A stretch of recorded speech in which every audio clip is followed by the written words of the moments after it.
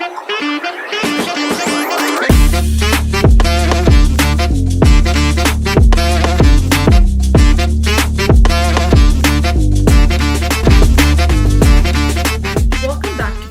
Podcast, Personal Finance Edition. I'm Rashmi, joined by my co-host Olivia. Today, we're talking about diversifying income. It's easiest to understand this concept in the context of millionaires. Right, so think of your rich person of choice. Elon Musk, Bernard Arnault, Warren Buffett, Jeff Bezos. There's something that most of the ultra-rich have in common. So let's zoom in on Elon Musk. He's gotten an approximate of $244.4 billion in net worth. Now, who else wouldn't want a net worth greater than the GDP of some countries? His main sources of wealth are Tesla and SpaceX. There's that key word, and. Elon Musk is the richest person in the world who's the CEO of multiple prominent companies, including Tesla and SpaceX.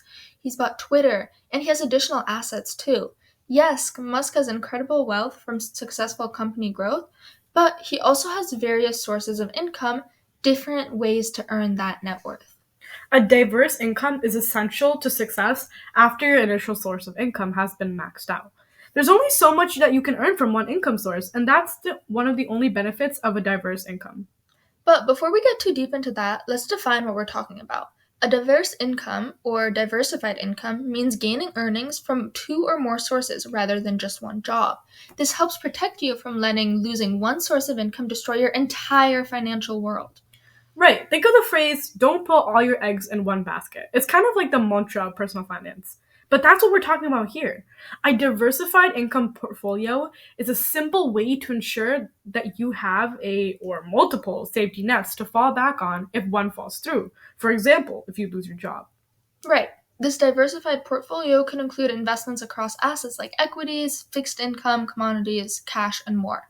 You could also consider savings as a sort of fallback income. Going back to our previous topic of retirement, having multiple streams of income can improve your ability to build wealth and to fund retirement. Well, to be fair, everything is easier when you have more income, more money. Yeah, and so there are two types of income that you can have, active and passive. We've certainly mentioned these terms before, but let's redefine them in terms of income. Active money is earned from consistent time and energy put into something, like working a typical 9-to-5 job or running a business. Passive income is less time-intensive and sort of runs itself, like rental properties, royalties, or investments. This is the income that you usually look for when diversifying your income, since it pays while you rest. Extra active income is a time commitment many people can't actually commit to. Working a full-time job is enough. Add another entire side hustle, that takes away valuable free time you already have limited. That's why passive income is usually the way to go. Unless you're a complete pro or super dedicated, at which point go for it. Yeah, but for the average person, passive income is probably a really, really good option. So you've probably heard of the term 7 streams of income, which is usually attributed to making the ultra-rich rich. So what are the 7 streams? First is earned income, the most common traditional form of active income. It's in exchange for a job, usually with a wage or salary or commission. It's a solid place of earning income from being consistent and reliable in order to cover your basics, food, housing, insurance, etc. But earning power can be limited with only earned income. Although most people start there are 6 more ways to earn income. There's much more to do.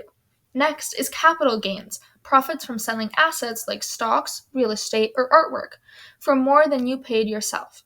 It's the difference between your sale and your purchase that is the gain. This earning method depends on the type of asset and how long you hold it.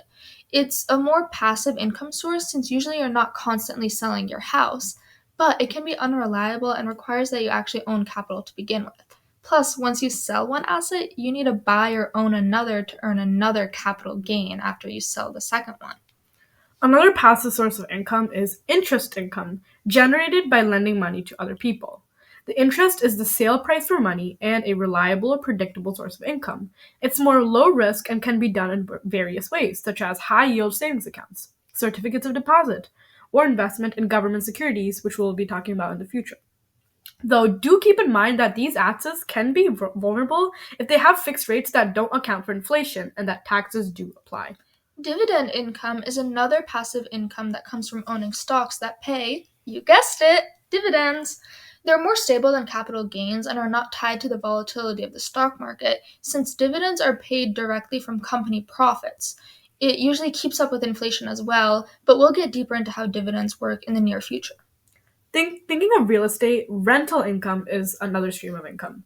It's steady and reliable, but does require that you own properties to rent out, meaning it can be initially a large loss. But rental income keeps up with inflation and can provide tax benefits. Though there are risks, such as having a low demand rental or being burdened with too much day to day handling at the property, it's a task that can be mentally draining, especially dealing with tenants. I'm sure we're all aware of the belief held by many landlords that all landlords are evil. On the other hand, an active form of income is business income, earned from owning and operating a business. This one's for the real entrepreneurs. It has unlimited potential, flexibility, and tax benefits, but of course, starting a business is not easy and comes with its own risks, including competition and operational costs. This is a great source of income for individuals with a passion for entrepreneurship and the intrinsic desire for their company to succeed, but it's not really for people who aren't as dedicated to making that happen.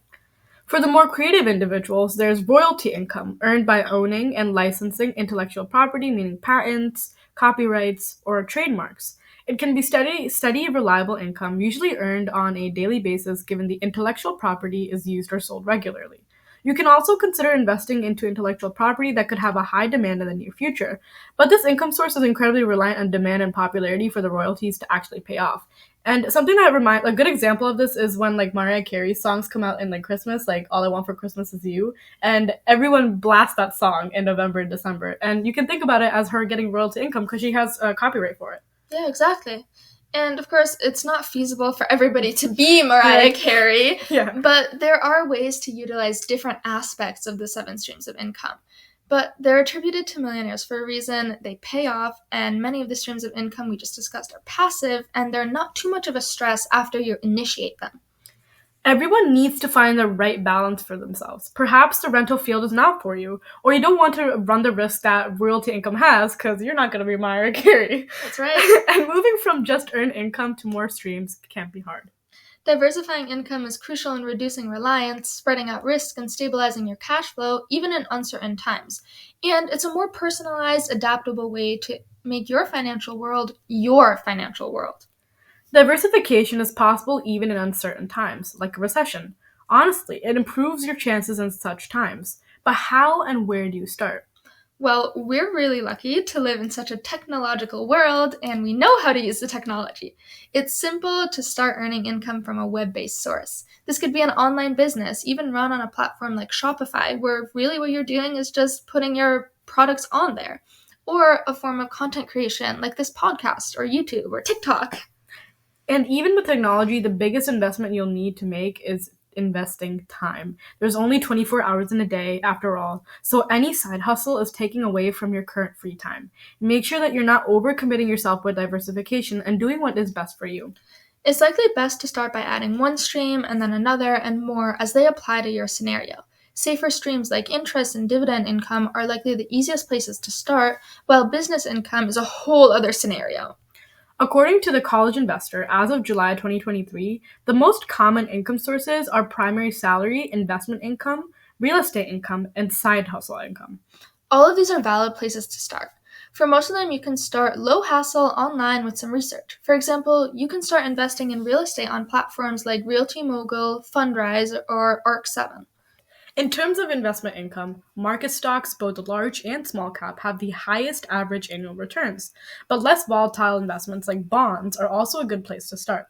Side hustles really depend on what you're passionate about and interested in, but once you know that, it's easy to start research online for your niche subject and promote your services in websites like Fiverr. It's pretty easy to get started with diversifying income and pays off big time. Thanks for tuning into this episode of Community Corner Podcast, Personal Finance Edition. And please, do consider where you can start diversifying your income. If you have an idea, get started now. Don't push it off. This is Rashmi and Olivia, cashing off.